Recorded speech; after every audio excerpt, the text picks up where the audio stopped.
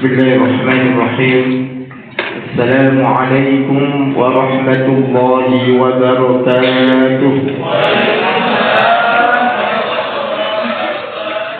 Alhamdulillah. Alhamdulillahilladzi ja'ala as-salata imada ad-din. Asyhadu an la ilaha illallah wahdahu la syarika lah. Wa asyhadu anna Muhammadan 'abduhu wa rasuluh. Allahumma salli wa sallim ala habibina wa maulana Muhammadin sallallahu alaihi wa sallam wa ala alihi wa sahbihi ajma'in. Amma ba'd. Hadirin hadirat jamaah salat isya dan tarawih yang insyaallah dilanjutkan dengan witir yang dirahmati Allah Subhanahu wa taala. Alhamdulillah, pada malam hari ini Allah masih pertemukan kita dalam tempat yang mulia. Allah masih berikan kesempatan untuk mengambil atau untuk mengisi waktu-waktu ini dengan beribadah kepada Allah Subhanahu wa taala. Maka nikmat yang banyak ini hendaklah terus kita tingkatkan rasa syukur kita kepada Allah Subhanahu wa taala dengan cara meningkatkan ibadah kita.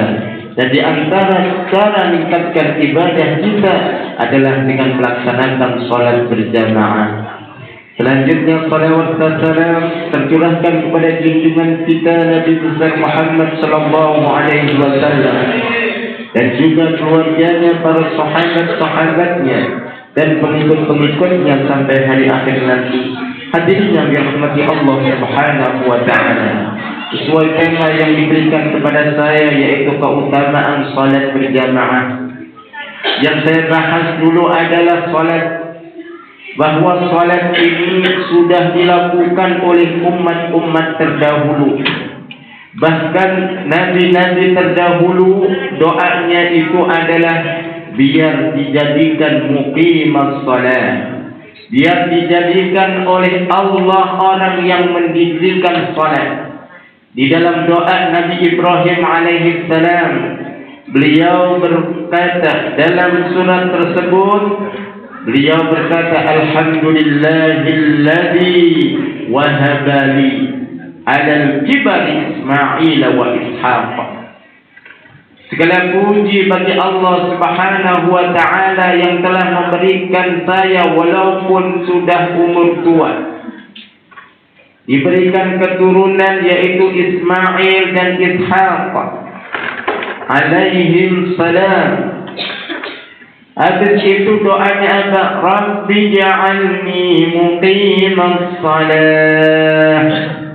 Ya Allah, jadikanlah saya ini orang-orang yang senantiasa mendirikan salat. Wa min dzurriyyati, dan anak-anakku juga, keturunanku juga, jadikanlah mereka orang-orang yang mendirikan salat. Kenapa Nabi Ibrahim begitu perhatiannya tentang dirinya dan cucu-cucunya untuk melaksanakan salat? Karena salat ini adalah sesuatu yang menentukan kebahagiaan kelak nanti fil yaumil akhir.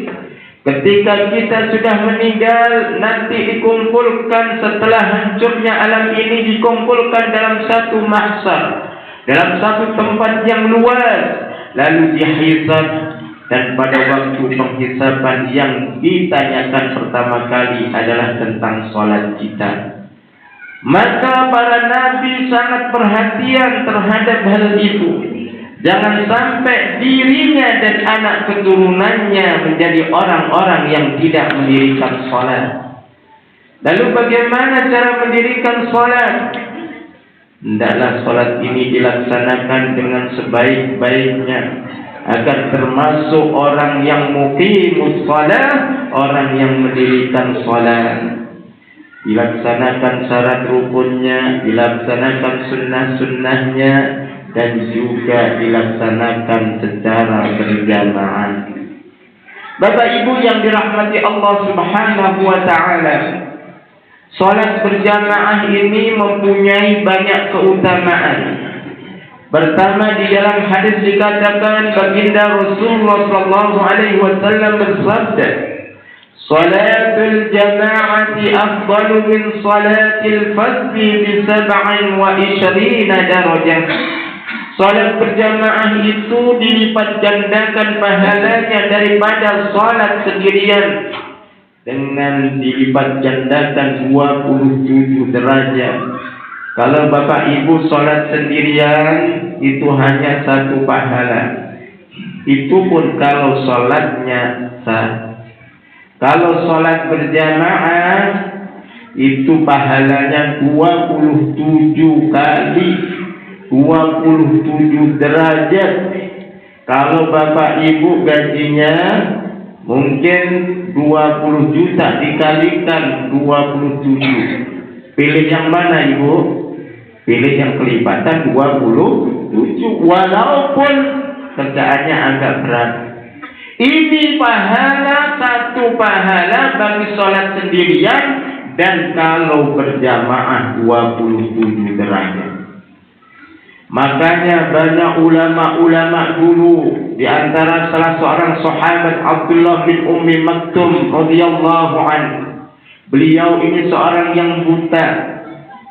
Sudah buta, enggak ada yang nuntun. Ditambah lagi kondisinya adalah jauh dan tua. Sudah tua, buta, kondisinya jauh dari masjid. Gak ada yang nuntun, gak ada yang nganterin. Ketika itu Rasulullah SAW mensabdakan tentang sholat berjamaah. Lalu bertanyalah Abdullah bin Ummi Maktum, "Ya Rasulullah, a'alayya rukhsah? Apakah untuk saya ada rukhsahnya atau keringanannya ya Rasulullah?" "Ya, kamu ada keringanannya karena kamu tidak bisa melihat." Habis itu pulanglah Abdullah bin Ummi Maktum. Belum lama melangkahkan kaki dipanggil, "Ya Abdullah bin Ummi Maktum, hal sami'tan nida? Apakah kamu dengerin azan?" Ya Rasulullah, fa'ajib." Maka jawablah wahai Abdullah bin Ummi Maktum, Allahu Akbar.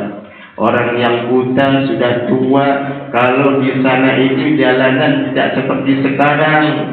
Dulu zaman dulu kalau hujan itu luar biasa. Buktinya sekarang kalau hujan di Arab itu seperti aliran sungai. Drum pada ikut keangkut. Jadi kalau pas hujan lebat di sana itu bersih. Dan sudah cerita tentang orang yang Badui minta hujan. 1 minggu protes, "Ya Rasulullah, jangan diturunkan hujan terus, itu habis makanan saya, ternak saya ke bawah apa? Ke bawah hujan."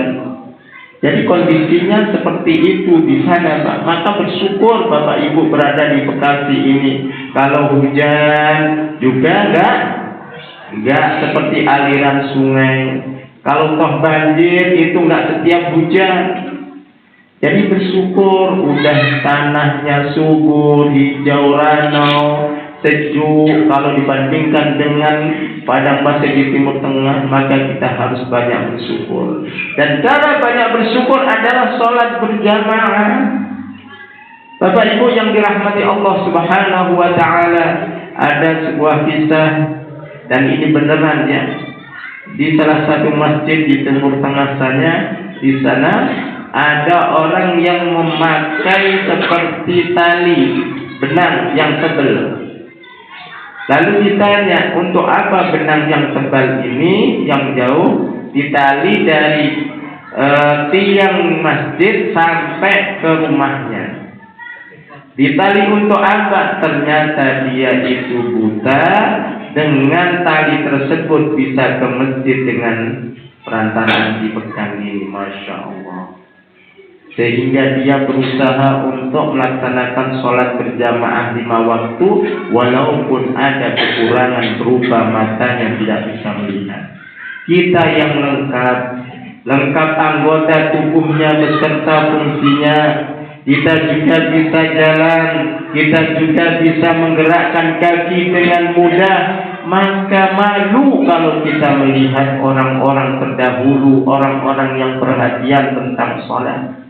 Hadirin yang dirahmati Allah Subhanahu wa Ta'ala, kita tidak tahu atau tidak mau ketika ada orang nanti ditanya, "Ma salakakum fi saqar?" Kenapa kalian bisa masuk ke neraka Saqar? Mereka mengatakan, qalu lam naku minal musallin. Ya Allah. Mereka mengatakan, qalu lam naku minal musallin, ketika di dunianya saya tidak termasuk orang-orang yang melaksanakan sholat. Kalau kau sholat, ya saya ingat-ingat. Kalau lagi ingat sholat, kalau nggak ingat dah sholat. Na'udzubillah tsumma na'udzubillahi min syaitan. Nah, insyaallah kita semuanya Allah berikan kemudahan dalam melaksanakan sholat berjamaah. Yang kedua, manfaat daripada sholat berjamaah. Ini kuliah terserah antum atau kuliah 7 menit ya. Saya nggak apa-apa ya. Ya, ibu-ibu katanya Pak Haji sok protes ibu-ibu itu. Tapi insyaallah enggak ya Bu ya. Tadi Pak Haji diprotes sallu salat tarawih. Enggak apa-apa Bu, orang sudah tua dimaklumi, kasihan. Yang penting rajin ngurus masjid sampai bagus gini ya. Amin ya rabbal alamin. Aku bela Pak Haji ya. Baik, saya ini sudah lama di sini, jadi guyonan nggak apa-apa ya Bapak Ibu ya. Saya tiap bulan ngisi di sini pagi ya. Jadi kalau ada guyon-guyon sedikit ya lumrah. Ya, iya. Bapak Ibu yang dirahmati Allah Subhanahu wa Ta'ala. Yang kedua, pahala salat berjamaah itu setiap langkahnya diangkat derajatnya dan dihapuskan kesalahan-kesalahannya. Jadi Bapak melangkah bismillahirrahmanirrahim, ketika dengar azan langsung bismillah berangkat. Greng, diangkat derajatnya. Ke kiri lagi yang ini ngangkat, greng, dihapuskan dosanya. Gimana enggak bersih? Setiap langkah kalau 50 meter berarti 20 langkah. 25 langkah untuk meningkatkan derajat, 25 langkah menghapuskan dosa. Masya Allah. Jadi langkahnya itu, maka semakin jauh semakin banyak. Ya Ustaz, enakan yang jauh ya? Iya, tapi biasanya berat kalau jauh. Kalau jauh itu berat. Kalau pas semangat, tapi kalau pas down imannya, ya Allah, mendingan sholat di rumah aja. Kan saya dengar kalau sholat di rumah itu boleh. Jadinya malas. Saat naik motor gimana ngitungnya? Allah Maha tahu ya. Allah Maha tahu kalau dulu langkahnya setiap langkah menghapuskan dosa ya, dan meningkatkan derajatnya. Lalu naik motor kalau mobil nggak berapa langkah, ya dihitung berapa langkah tetap aja walaupun naik motor. Intinya kan sholat berjamaah di masjid. Bapak Ibu yang dirahmati Allah Subhanahu wa Ta'ala, itu saja tentang manfaat sholat berjamaah atau keutamaan sholat berjamaah. Pertama apa yuk? Lupa Ustaz. Aduh, baru diomongin, belum selesai ya. Pertama apa Bapak Ibu? Sholat berjamaah dilipat gandakan 27 derajat pahalanya daripada sholat sendiri. Ingat-ingat, kalau mau berangkat ke masjid, ayo kita berangkat ke masjid.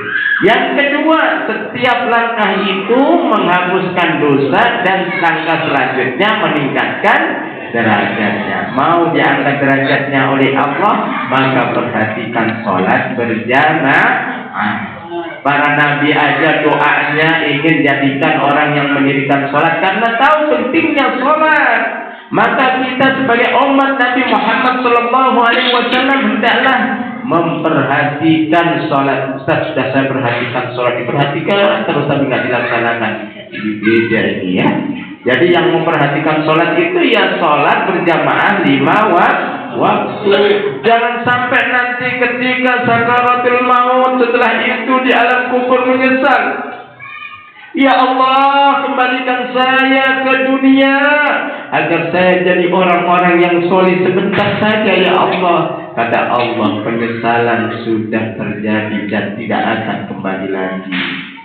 Mau nelpon suaminya gak ada telepon di kuburan ya. Mau nelpon gak ada telepon. Terus hubungi pakai apa? Gak pakai apa-apa, orang gak bisa telepon, sudah terputus. Tapi memang ada kisah-kisah para sahabat bukan lewat telepon yang ngasih tahunya ya, tapi lewat mimpi. Jadi wassalamualaikum warahmatullahi wabarakatuh. Kata lanjutkan. Saya mau cerita terlalu panjang nanti, gak enak. Baik, cukup ya.